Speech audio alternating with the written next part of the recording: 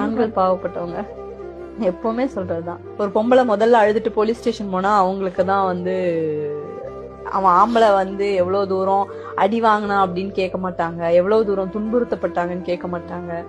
ஆண்கள் குரலை கேட்பதற்கான சமூகம் இது இல்ல, கேக்குறது இல்ல. எவ்வளவு பொம்பளைங்க எவ்வளவு அபியூஸ் பண்றாங்க தெரியுங்களா ஆண்களை.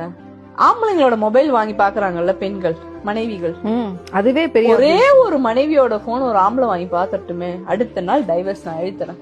எப்படி நீ என் போனை பாக்கலாம், என்ன வேணாலும் என்ன பண்ணிக்கலாம், நீ எங்க போறேன்னு கேட்கலாம், என்ன பண்ணலான்னு கேட்கலாம், நீ சினிமாக்கு போக, நான் போகலைன்னா என்ன இஷ்டம் இருந்தா இரு, நான் கிளம்புறேன், அவ்வளவுதான். ஆண்கள் உண்மையிலே பாவமானவங்க தான். அவங்களுக்கு சட்ட ரீதியாகவும் சமூக ரீதியா, நீங்க உங்க அம்மா வீட்டுக்கு போங்க, என்னமாச்சு ஏன் ரோகிணி என்ன பண்ணிட்டான் அடிச்சிட்டானா அந்த நாய் அப்படின்பாங்க. இதே உங்க வீட்டுக்கார் போட்டோம் அவ சரியில்லையாடா வாடா அப்படின்னு சொல்ல மாட்டாங்க. நீ ஆம்பளை தானே அவளை போட்டு ரெண்டு தட்டி தட்டி குடும்பம் நடத்த தெரியாது அப்படின்பாங்க. புரியுதா?